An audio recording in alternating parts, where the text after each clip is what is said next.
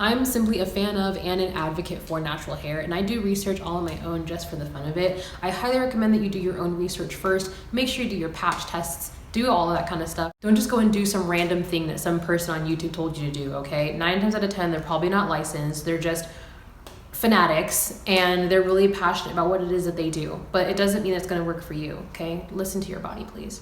Hey guys, it's me, and I wanted to talk about something that I feel like can sometimes be kind of controversial in the natural hair community. Honestly, at this point, I feel like the natural hair community as a whole is a little toxic and controversial. Anywho, we're gonna talk about oils today. So you guys know that I'm gonna do a lot of research before I do put anything on my hair or change up my hair routine. I personally have been looking for something a little bit lighter because I do have this protective style, and so my oil of choice isn't exactly working in this style as of right now. We're gonna talk about oils that actually help to moisturize your hair, and I'm sorry, I have to go with my favorite first, which is castor oil. Reasons I do love castor oil so much is because it is extremely thick. You guys know that I have very, very thick, coarse, dry hair, and so castor oil really helps not only to add to the moisture that I already put in my hair with aloe vera juice, but it also helps to lock in everything. I know if I'm gonna put castor oil on my hair, it's moisture ain't going no horror, okay? Because castor oil is a natural humectant, it can help to actually retain a lot more moisture than other oils might be able to do. I think the only thing that I've struggled with castor oil in the past is finding black Jamaican castor oil. The main difference between that like yellow castor oil and the black Jamaican castor oil is that the yellow castor oil is cold pressed.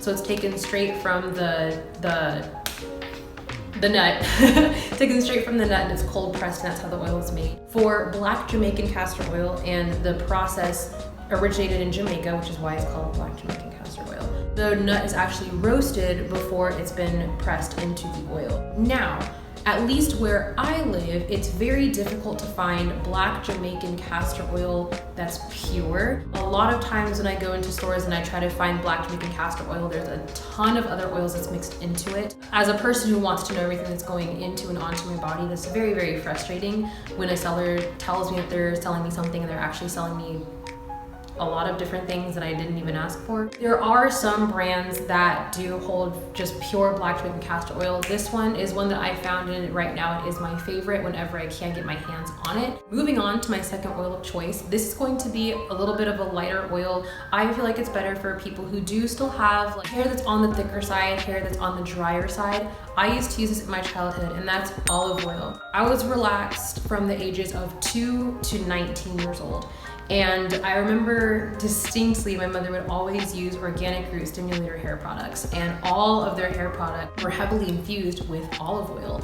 And I do remember that my hair would always be super, super shiny and soft during that time. In my research, when I started researching how to take care of my natural hair, I learned that the reason that olive oil has those effects on our natural hair is because it contains emollients. The other reason I really like olive oil is because just like castor oil, it can actually aid in moisturizing your hair. Please don't just like take oil and just slap it on your hair and think that it's moisturized. It's not how this works. Unlike oils like coconut oil, for example, it's not just going to sit on your hair and then just kind of stay there until you wash it off. Not gonna lie, I have considered adding it back into my hair care regimen. I think that I'm gonna actually use it during this tiny summer challenge right now, just because the castor oil is too thick to just apply to my scalp, and I can't exactly apply it to my hair when my hair is everywhere in here. And I do know that quite a few of you guys have been commenting on what you can use instead of castor oil.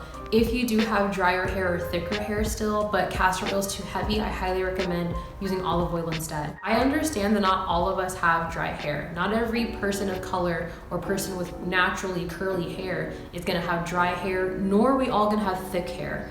For those of you guys who might have thinner hair, or maybe it's not as curly and it can even be oily sometimes, I personally recommend jojoba oil. I am not an oily person, I'm a dry person. So this is speaking from more of my research than experience based. Jojoba oil, which believe it or not is actually not technically an oil, it's technically classified as a wax. Jojoba oil can actually mimic our natural hair sebum and the natural oils that we find on our skin already. Have you ever washed your hair, co-washed your hair, rinsed your hair, whatever you're doing, and that white film that comes off of your scalp? Do you guys know what I'm talking about? And it's like really like kind of sticky, sometimes kind of oily.